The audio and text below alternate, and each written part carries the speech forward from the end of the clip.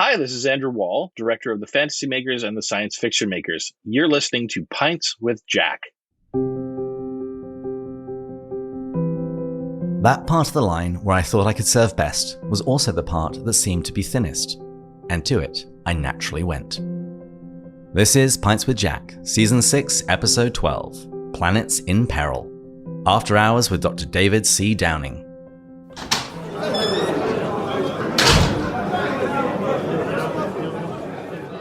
Welcome everyone. Here on Pints with Jack, we are reading our way through the works of C.S. Lewis. My opening quotation for this episode comes from the preface of Mere Christianity, and my reason for selecting this passage should become a little clearer as we hear about the genesis of the book, which we'll be discussing in a moment. Because today my interview is with returning guest to the show, Dr. David C. Downing. Over the course of the next hour, I'm going to be picking Dr. Downing's brain about what we need to know in order to get the most out of our reading of Out of the Silent Planet, as well as the other books in the series. For those of you who are unfamiliar with him, Dr. David C. Downing is a graduate from Westmont College, and he earned his PhD from UCLA. He is co-director with his wife, Crystal, of the Marion E. Wade Center at Wheaton College in Illinois, and he is co-host of their podcast. He has written several books on Lewis, including a biography, Most Reluctant Convert, a novel about the Inklings, Looking for the King, a study of Lewis's reading in Christian mysticism, Into the Region of Awe, as well as the book which we'll be talking about today, Planets in Peril, a critical study of C.S. Lewis's Ransom Trilogy. Dr. David C. Downing, welcome back to Pints with Jack. Thank you, David. I'm glad to be back. I have to say that I'm a little uncomfortable with that phrase, picking my brain. It sounds a little macabre, but I get the idea. As long as it's a feast, I'm happy. I do have to tell you about something which happened a couple of weeks ago with my son. So the backstory is he loves lions, absolutely loves them. And we have a little plastic lion that he insisted joined our nativity set.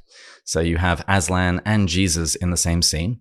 And whenever we take him past it, he roars. Or growls.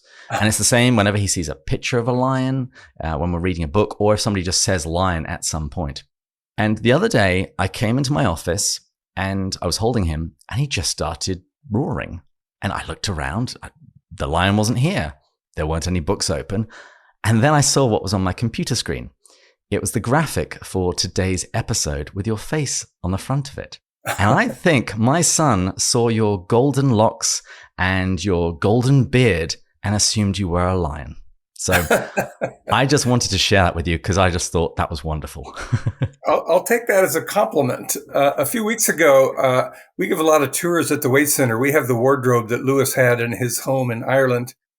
So I was going through the storyline where Lucy goes to the wardrobe and no one believes her. Talks a little bit about the wardrobe. As the second graders are leaving, this little girl said, "Sometimes I tell the truth and my parents don't believe me."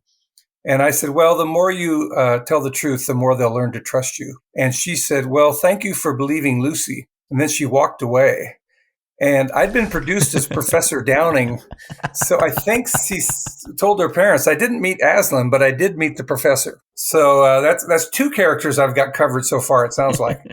Wonderful. I love it. Oh, well, let's toast. Today I'm enjoying a nice latte. Are you drinking anything? I have a Frappuccino. Fancy. With coffee, cream, preservatives. Every one of these I drink shortens my life by 20 minutes, I believe. No, it's a preservative. It'll just keep you alive. Well, today we are toasting a top-tier supporter, Matt Nash, and I'm going to do it exclusively using titles from Dr. Downing's various books. So, Matt, we pray that you would draw closer to the Lord in 2023. We pray that you would not be a most reluctant convert, but by looking for the King, you'll enter into the region of awe. Cheers. Cheers. So let's begin by going back in time. The year is 1992. I was in junior school, struggling through my second year of Latin. And at that point in time, there wasn't much in-depth commentary available on the Ransom Trilogy. But then your book, Planets in Peril, was released. Would you mind just telling us a little bit about Ransom Trilogy studies in general, as well as the story of how this book came about? Well, I agree with you that there wasn't much in depth about the Ransom Trilogy before Planets in Peril. I was at UCLA And I had a Christian professor named George Tennyson who wrote a lot about Owen Barfield. And I was complaining about the distinction between literary fiction and popular fiction. After modernism, there's this very strong sense of this is the literary canon. This is who you can study in grad school. And these are popular writers. And by definition, science fiction was popular.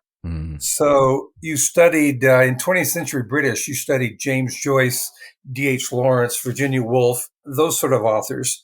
But you didn't study any science fiction. You didn't study Isaac Asimov or Robert Heinlein or C.S. Lewis or J.R.R. Tolkien. So I said, I think you could make a case that Lewis's Ransom Trilogy is serious literary fiction. It's not just beach reading or airport reading. And my professor said, well, why don't you write that book? Why don't you prove that it's literary fiction? And I thought it was a good idea, but it took me about a decade to get to the project. Once I got a full-time job as a professor, you're preparing classes and grading papers and all that. So it took me about 10 years to take up his challenge, but I originally wrote it primarily to show that this, and now it's in college syllabuses all over the place. And there's been 4 or 5 book-length studies of the Ransom Trilogy. So I do feel I did a service to people by getting them to take it much more seriously than they had been. I had trouble getting it published, University of Massachusetts, because one of the readers said, oh, this is great. This is illuminating. I think it'll really be helpful. The other reader was clearly not sympathetic to C.S. Lewis. And he wrote a long thing saying Lewis is not a serious fiction writer. He had all these obsolete opinions, and even though he was a professor, he was full of all kinds of ancient superstitions. And he said, if you're going to write a book at all about C.S. Lewis, it should be an expose of all of his shortcomings. It shouldn't be an appreciation. So I had to write a long letter in defense of Lewis and saying, we want a spectrum of opinion on our authors. We don't want everything to be coming from the same direction. And the editor wrote me back and said, comparing his critique and your response, I see that you understand C.S. Lewis much better than he does. So they published the book. This reader also said, even devoted fans of Lewis will find very little of interest in this book. And I disagreed. Mm-hmm. And my editor has since told me, it's been out for 30 years now. He said it's the longest selling and best selling book in their catalog at University of Massachusetts. Wow. So I keep wishing I could meet Reader B. I told them, P.S., if Reader B ever submits a book manuscript, I'd be happy to review it for you. So it was a bit of a labor to get it into print, but it's I think it definitely does have a place in terms of helping people get through the trilogy and getting more out of it. Mm. And your book is dedicated to Crystal. Was this before she became Mrs. Dr. Downing? Or put another way, did you dedicate this to your girlfriend or wife? No, she was already my wife. So okay. I am old. So we'd been married for several years by the time this book came out. My favorite epigraph to Crystal is from my book, Into the Region of Awe, that says, for Crystal, who blends the love of wisdom with the wisdom of love. I think that's my best epigraph.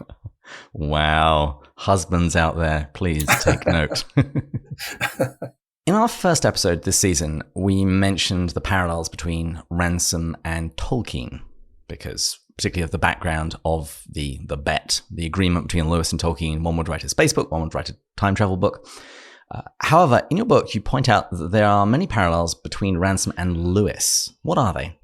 Tolkien made a comment kind of casually that he saw many of his ideas Lewisified in Out of the Silent Planet.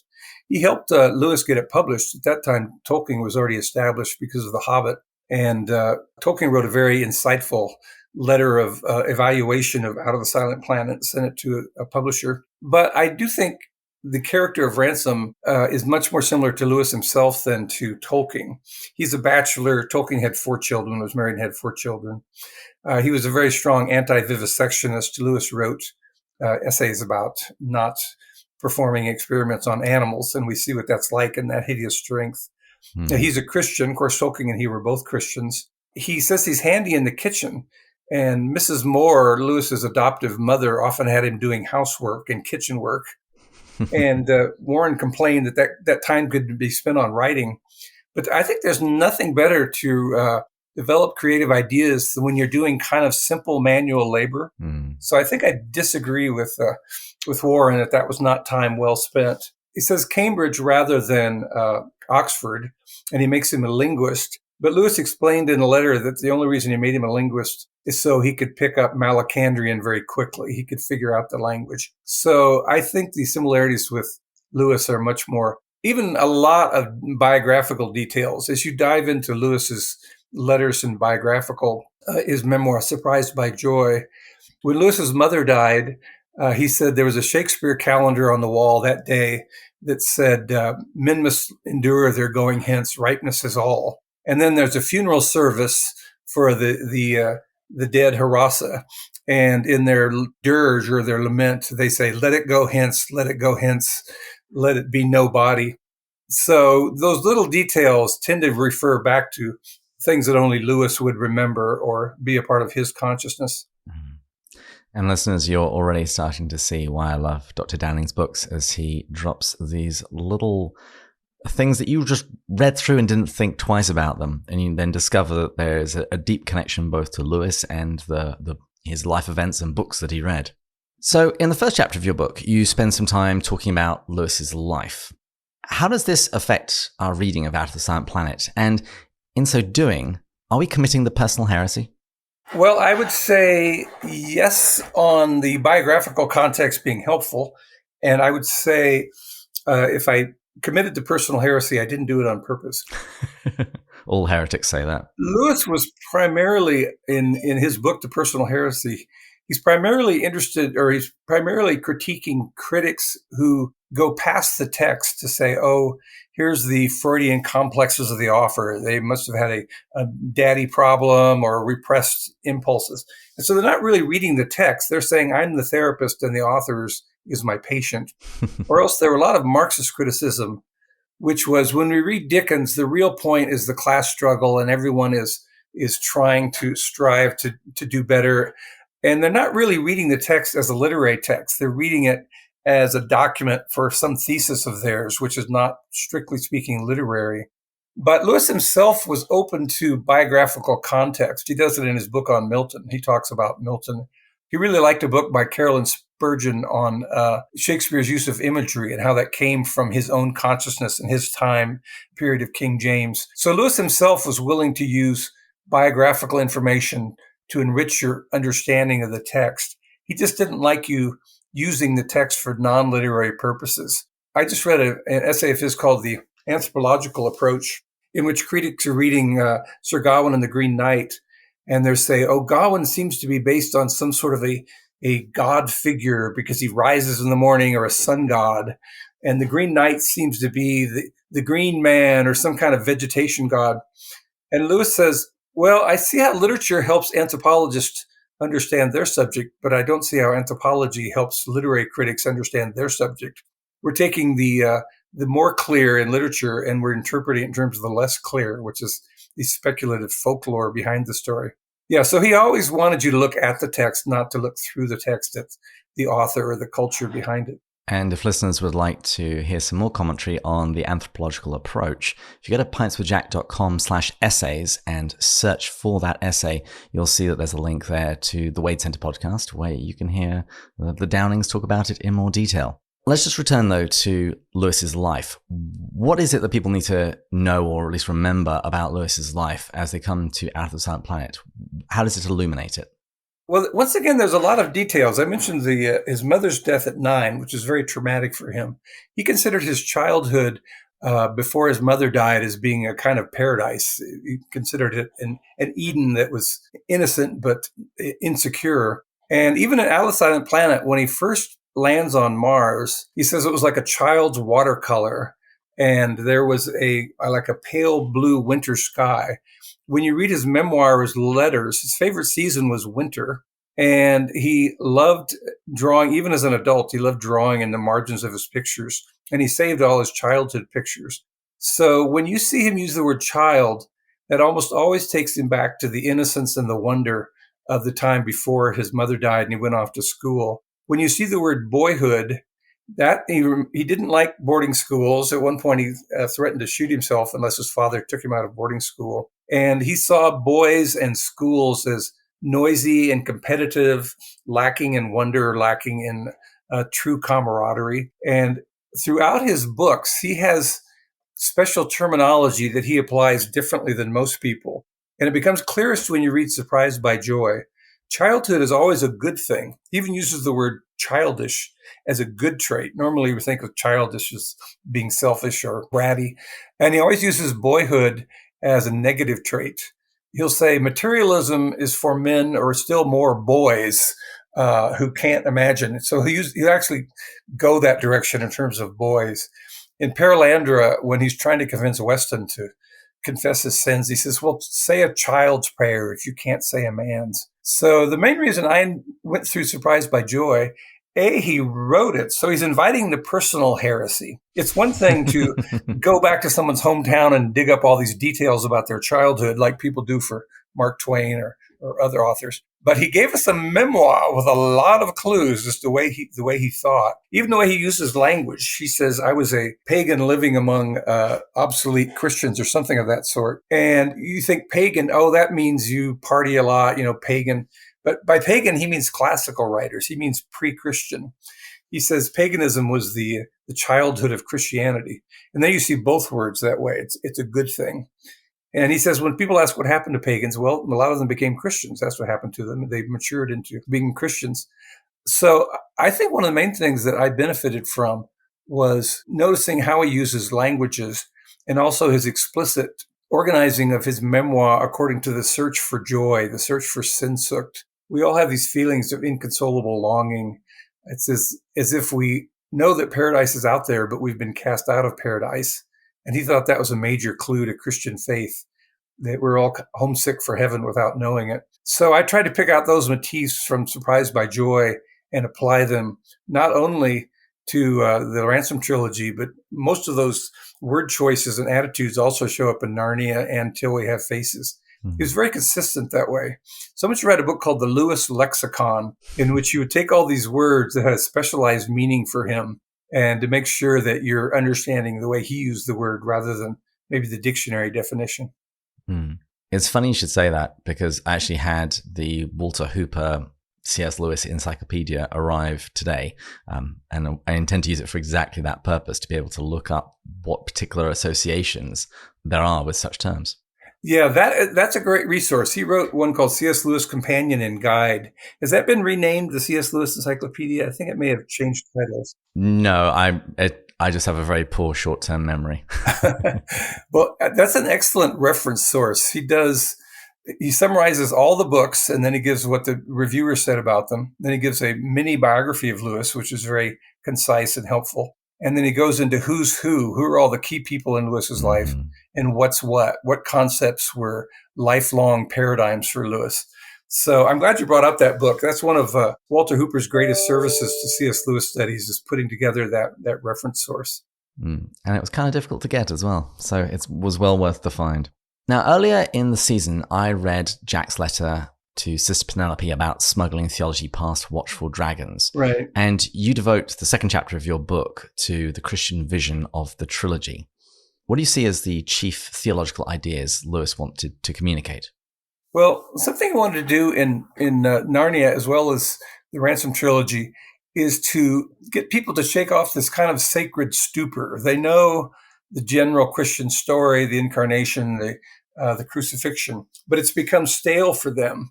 So he wrote to Sister Penelope and says only 2 out of 60 reviewers knew that there was anything going on besides an adventure story set on the planet Mars. And he says if someone had enough talent and time, they could smuggle any amount of theology under the guise of romance without people knowing it. And even though he said if someone else should do it, that's what he's doing. You slowly realize that when you first pick up the book Out of the Silent Planet, you assume that the silent planet must be Pluto or some dead, meteorite way off.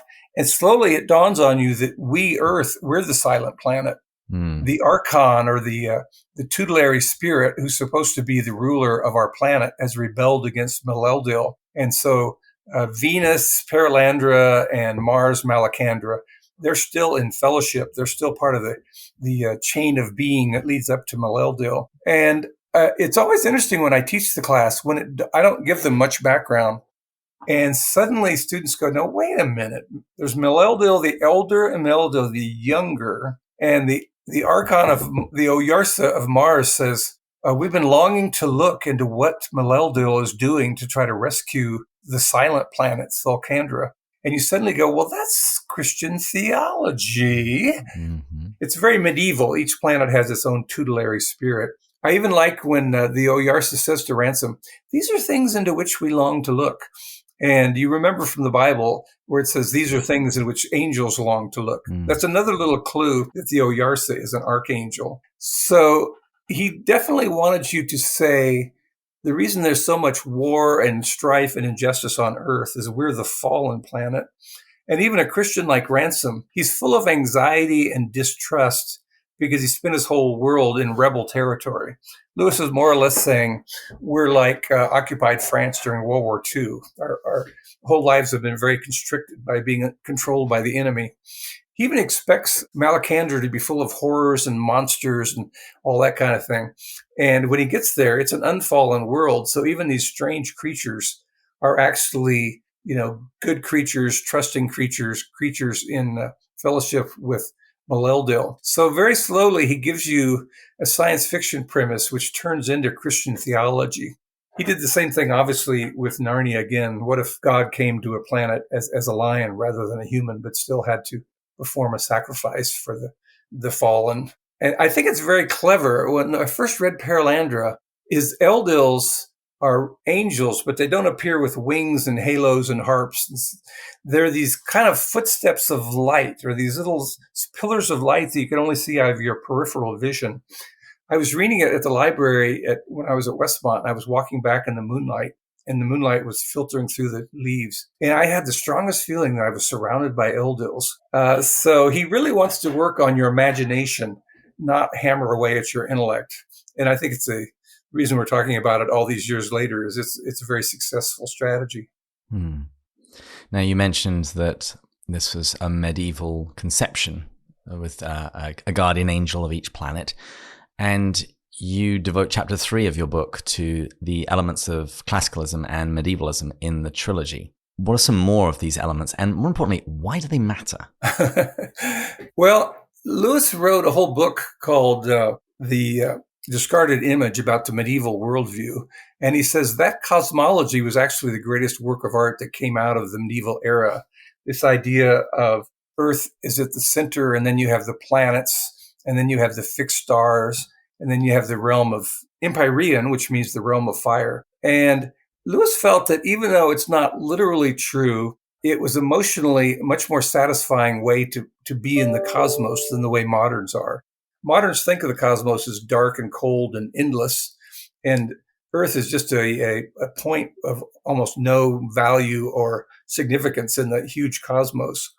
Whereas the medievals, when they looked at the sky, instead of looking out at darkness, they thought they were looking at the ceiling of a cathedral. They thought you were looking up into space. He has a beautiful passage at the end of Discarded Image where he says, it's clear by now that I'm totally in love with the medieval view of the cosmos.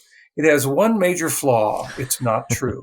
And then he goes on to talk about how we all create systems to try to account for all the facts we know. But he ends up by saying, moderns do that as much as the medievals did. We all have right now, they're studying the cosmos and getting all these fabulous images from the Hubble telescope, which does seem to make the Earth full of light and space and illumination. It's not dark and cold when you look at it in the right way. But Lewis has a very incisive critique of the modern worldview. Everything we talk about in cosmology is about 5% of the known universe. And then there's dark energy and dark matter. And that sounds like it's something we understand, but all it means is mystery X is why do galaxies cohere? Why don't they all fly apart? And mystery Y is is the cosmos, why are things getting faster as they go on the edge of the cosmos? And so people have kind of a comfortable view that we've sort of figured out the cosmos. But every once in a while, a physicist will admit, well, we kind of understand about 5%. We understand matter and light. We don't know what's going on with the other 95%. So he makes a call for humility, and he says that medieval worldview was theologically true. We are alien. There is a benign God who created the cosmos and who created us. There's been at least one rebellion, Adam and Eve, or every human who has Adam and Eve in them. Lewis played with the idea that there were two rebellions. The reason there's so much suffering on earth is because of Lucifer's rebellion. And that led to a lot of just natural evil. But then there's also human evil. So Lewis felt that we joined the wrong side. And it's a fascinating, he's trying to give us a new myth to think about our worldview rather than the materialist myth that everything can ultimately be explained by light and particles and something physical. Mm. And what you said there reminded me of Mere Christianity, when he says that we wouldn't think much for Frenchmen who said that they were on the Allied side only once Allied tanks were rolling into France. Yeah, that's right. That's right. Yeah, he actually used a lot of World War II metaphors. I'm kind of a World War II buff, and I notice how often he sneaks in something about the war to illustrate his point. Mm. It kind of makes sense because it's the most vivid example of evil and destruction of their generation. Right. But he'll even take a convoy. During the war, they tried to get like 50 merchant ships together guarded by escorts or destroyers. And he says, well, ethics is like a convoy. You have to have your own engine and rudder in good shape to stay in line, but you have to be properly spaced from the other ships in the convoy. But you have to be going in the right direction. Mm-hmm. You know, it wouldn't be any good if the convoy ended up in Berlin. I don't know where. So it's such a clever illustration of ethics, those three dimensions of ethics. Although the last time I tried to teach that to my students, they said, what's a convoy? So some of this material gets dated no matter how hard you try to keep it relevant. And ethics is like Instagram and Facebook. That's right. We need newer metaphors, yeah. Mm. Now, speaking of evil there, you devote an entire chapter to portraits of evil. And since we've now read enough of Out of the Silent Planet, how does Lewis paint the evil, Western, and divine? How are those portraits also different? Well, they are very typical of Lewis villains because they don't understand the sanctity of life, either in humans or in animals. So they're willing to experiment on animals. Poor Tartar the dog apparently has been dismissed early in the story.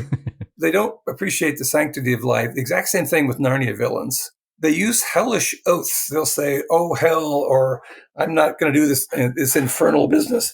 Even that name Tartar is, an infernal image. Tartarus. They don't respect the humanities. They always think the only road to truth is science rather than humanity. And going along with science is technology. Divine wants to develop the planet. He says there's an industrial side. He wants to get money off something he finds at Malacandra, probably gold or Arbol's blood. Yeah, at one point, Divine is more of a greedy businessman, but he's very slick and well-spoken. He's like a James Bond villain. Whereas Weston is much more this cracked-brained visionary. He wants to take the human species and conquer other planets. And Lewis actually, it sounds far-fetched, but he read a number of people in his time that were, in a way, I would say they anticipate Elon Musk. They say people like J.B.S. Haldane, the Cambridge scientist, he may be a model for Weston. I wouldn't be surprised if he was. One of the critics, the anthropological critics that Lewis didn't like was named Jesse Weston. So if you disagree with the critic, write a novel in which you use their name for one of the villains. They also, as I say, they don't care about the humanities. They only care about science and technology. There's an interesting line where they have this concept of the Hanau, to be made in the image of God. Lewis borrowed it from the Greek word nous, which means mind. And at one point he tells the Malacandrians, well, Weston is only half an owl. And actually the worst of the two is Divine. We would tend to say Weston is worse because he seems more ruthless. But he does have a moral vision. He wants to help humanity, whereas Divine is totally self-centered and selfish. So he's got neither the rational side nor the moral side, which we associate with being made in the image of God. What else should I mention? I think I mentioned the oaths, the dismissal of humanities, the not caring for the sanctity of life. In Peril, we meet Weston again, and there's a very chilling image of his grabbing these Perilandrian frogs and just using his fingernail to cut them open. And it's just this kind of mindless disregard of the value of any kind of life. I feel like I have a couple more on my list, but I don't remember what they are right now. When I first read about Western, I was actually put in mind of what Lewis says in Mere Christianity, which I think he stole from Chesterton in Orthodoxy, about virtues run amok. Basically, that if you just take one value, one impulse, and make that one king, it's going to ruin everything. And that's exactly what he does. He has a noble goal, but the real problem is he's willing to do anything. And he says that very explicitly. I will do anything to make this happen. Also, in Abolition of Man, the Tao is this whole tapestry of moral threads: love of country, love of family, altruism. But if you just pull out one thread, for Weston, it's humanity, or what he would consider to be the human family. Michael Ward calls it a moral ecology, that all of these moral principles are interwoven, and you can't just pick out one and say, this is my only morality, or else you're going to end up being like even the Nazis with eugenics. They claim they're improving the human gene pool, but then they're guilty of unspeakable atrocities. Each season on Pints with Jack, we do one of the Narnian Chronicles, and rather appropriately, we're working on The Magician's Nephew this season. Right. And there is something of a parallel between Jadis and Uncle Andrew and Weston and Divine. There is. The only difference is that you've just replaced science with magic, which Lewis says those things are basically twins anyway. Right. That's another one of those words for the Lewis lexicon. The word magic, it's only acceptable if it's Aslan's magic. If this something which we can't explain according to ordinary technology or reason. If Aslan does it, the deeper magic, it's okay. But if you're a magician, he says the old wisdom was to conform your will to reality, but the new wisdom is to try to make reality conform to your will, either through technology or magic. And he does say technology thrived because it worked, and magic didn't thrive because it didn't work. But the magician's nephew, everything I said earlier about villains, that also fits Jadis and Uncle Andrew. As soon as they see Aslan, they hate the beautiful sounds he's making, this wonder exalted view of creation. And they wish they had a gun to shoot it, and she throws a metal rod at it. There's this immediate antipathy spiritually between good and evil. He also swears, he says, she was a damn fine woman. And Lewis in a children's book couldn't put a damn fine woman. But it's interesting to take kind of not very comical villains from out of the Silent Planet and realize how similar they are to more comical villains like Uncle Andrew. I mean, Uncle Andrew, his first thought when he reaches Narnia is, oh, I can make some money here. Yeah, exactly. It's just divine. And that's what Edmund, in Lion, Witch, and the Wardrobe, Edmund is saying, oh, I could develop cinemas and highways, and he wants industrial development. Both Lewis and Tolkien considered industrial development almost intrinsically evil. Tolkien would write papers to the letters to the newspaper saying, why did they pave this road? It was perfectly good as a dirt road. And of course, the cutting down of trees was, a great evil in Tolkien especially. But at one point, Ransom says, I gave the Malacandrians the whole sordid history of Earth's wars and industrialisms. And it's funny to me that he puts wars and industrialisms as these kind of twin evils that you're trying to stay away from. Seeing both of them as very destructive. Now, one of my favorite things on the Weight Center podcast is what I mentioned before, that you unpack all the influences on Lewis's work, and you devote a chapter of that in your book. What would you say are the important models, influences, and echoes in Out of the Silent Planet? Well, oddly enough, he was critiquing H.G. Wells and J.B.S. Haldane and others who had this Christianity. I mean, it was called evolutionism. We've evolved to this point of being humans. Let's keep on evolving and become almost like gods, and we'll go to other planets, and maybe we'll live forever. And Lewis called it Wellsianity because H.G. Wells preached that quite a bit in his stories. He wrote a story called First Men in the Moon, where these two men, one a scientist and one a businessman, go to the moon, and they get in trouble, and they're dragged before the ruler of the moon and tells them, they need to leave and go back to their planet. His stories usually had underlying socialistic themes. H.G. Wells had a great deal of confidence that social evolution was leading to socialism, that eventually the whole world would be a place where there was no private property, there was only communal sharing of all resources. And Lewis considered that a dangerous concept because often you have people in the name of community or in the name of the people. They're just creating a new oligarchy. You have a new elite. So he actually took a Wellesian plot and transposed it to Mars, but then he had a very anti-Wellesian theme. Weston is clearly a crackpot. He's not a serious social planner. So there's a lot of H.G. Wells in there, even little details like hearing all these meteorites bouncing off the ship and having this mysterious propulsion that you can't really explain. Both Tolkien and Lewis criticized H.G. Wells for saying, well, we found a new mineral called somethingite, and we use the somethingite, but it doesn't give any kind of. So Lewis was kind of equally glib. He says, well, we're using some of the less observed properties of gravity, or what is less observed? Some kind of light, solar radiation. It's a very kind of facile explanation to do sci-fi. Some people say the difference between fantasy and sci-fi is that sci-fi, you have to give plausible explanations. Even it's not a science we have now. You have to say they traveled through a wormhole or they did this. Whereas fantasy, you just say, in a hole in the ground, there lived a hobbit. I'm not going to try to explain it to you. Or she went into the Narnia and there was a faun. So Lewis, sometimes he gave a tip of the hat to science fiction. But by the time he gets to Perilandra, he just takes Ransom to Venus via a coffin, which is being transported by an Eldil. H.G. Wells, he liked Gulliver's Travels. Gulliver meets this utopian society where they're all horses. And they start out a lot of their words with H's. So when we meet the Harassa and they talk about the Handramant and they talk about Haman, that initial H sound, I'm pretty sure he borrowed from Gulliver's Travels. As I mentioned, there's a lot of Miltonic Christianity, the idea that the sky is bright and illuminated and full of wonder and radiance as opposed to being dark and cold. He got that idea from Milton. That's part of the fun of doing research is in Magician's Nephew, when all the animals start popping out of the earth like some kind of a broth which is bubbling up. Mm-hmm. He got that straight out of Paradise Lost. That's where creation comes from in Paradise Lost. So sometimes we give him too much credit for creativity. He's actually doing strategic borrowing from his favorite authors.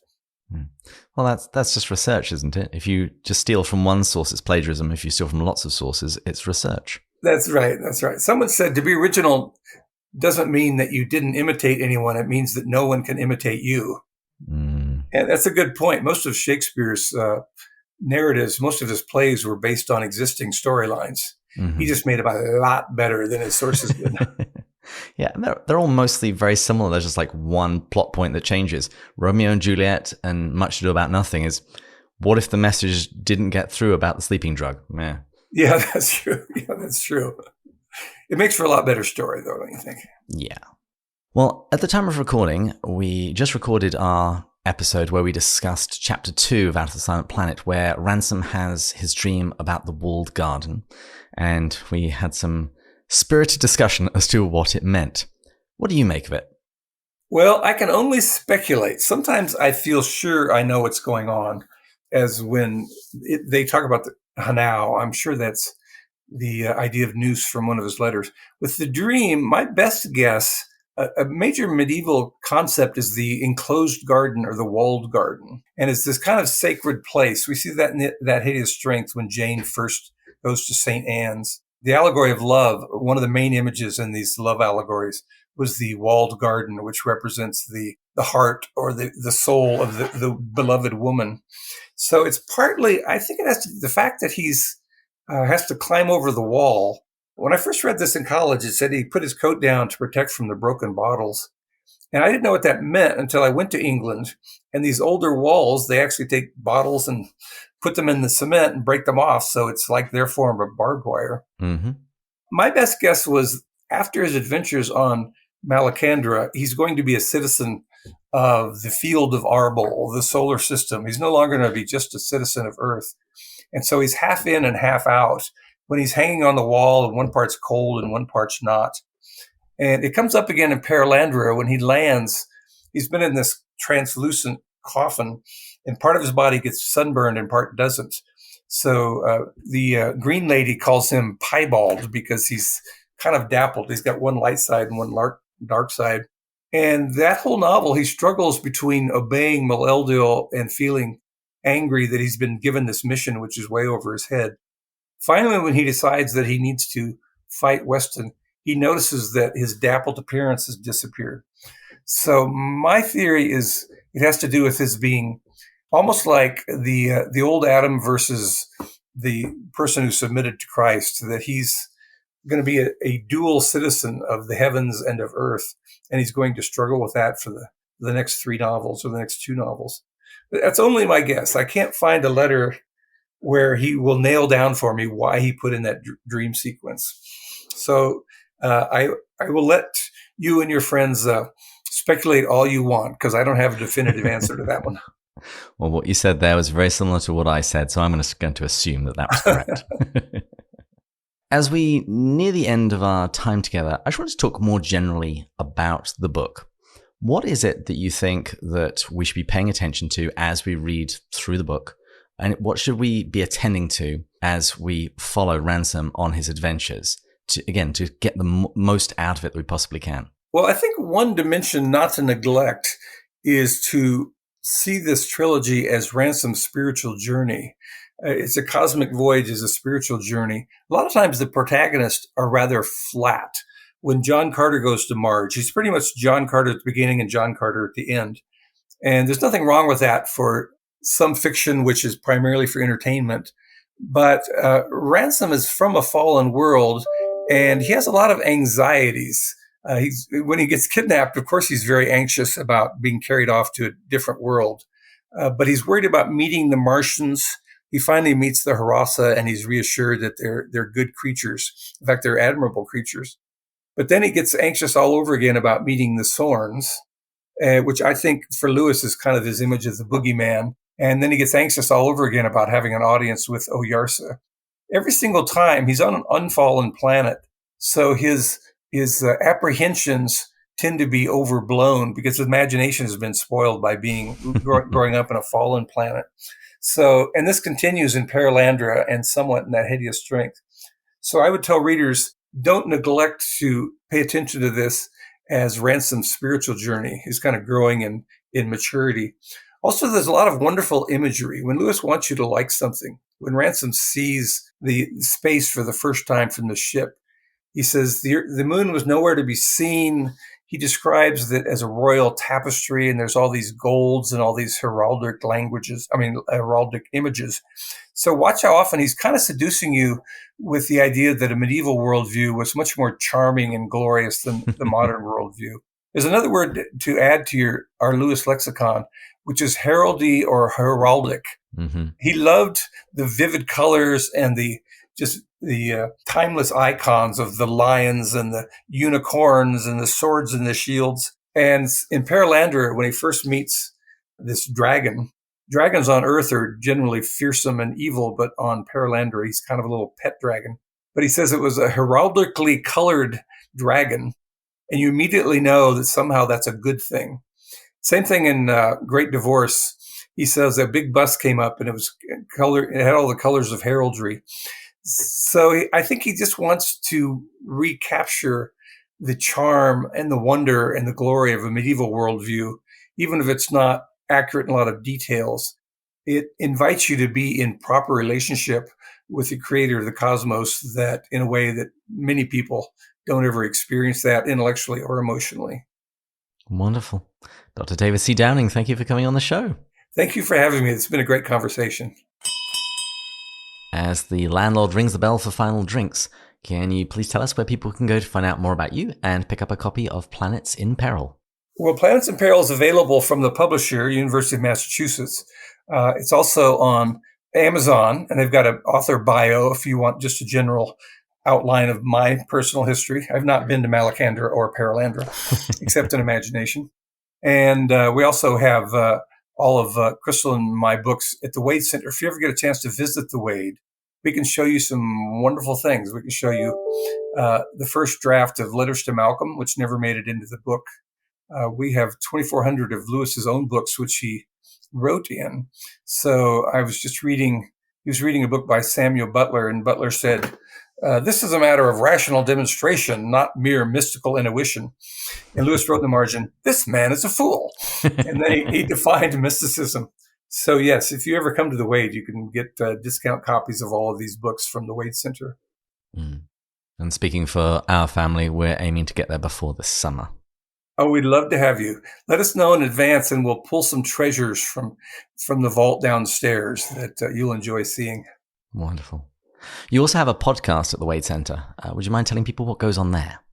Yes, we've been going about 4 years now. When we first came in 2018, we would have these wonderful conversations with the guests that came to the Wade. Doug Gresham came, Lewis's stepson, a number of Lewis and Tolkien and Dorothy Sayers scholars. And about the 4th time I had one of these fabulous conversations, I said, somebody should be recording this.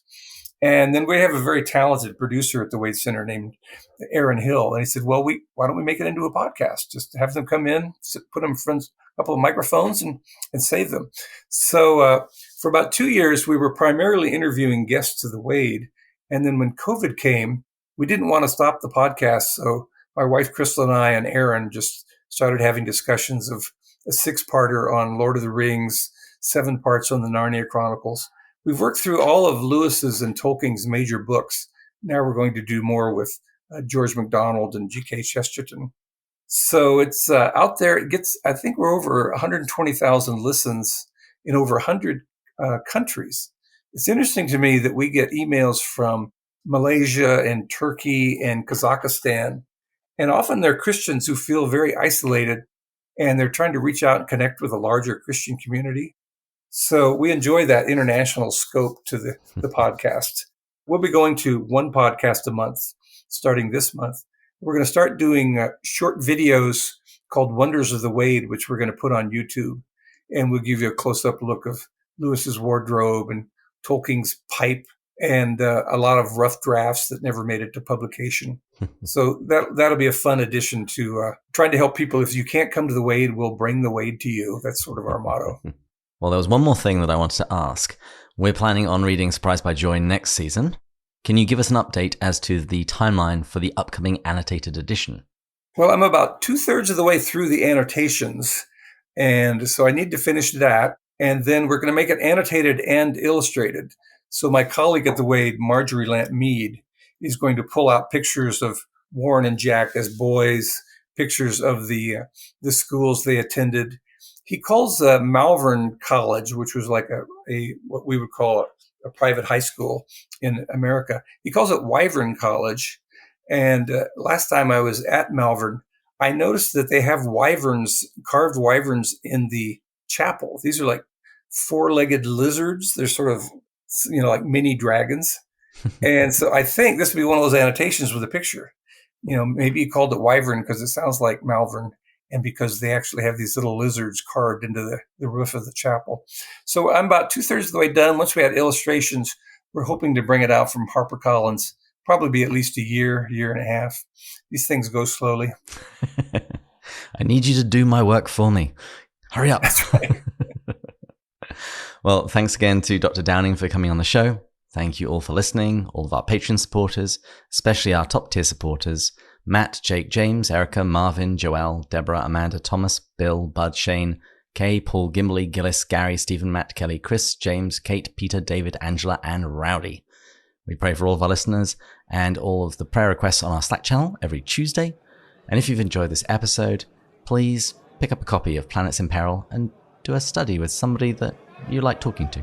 And please join us again next time when we'll continue going further up and further in. Cheers!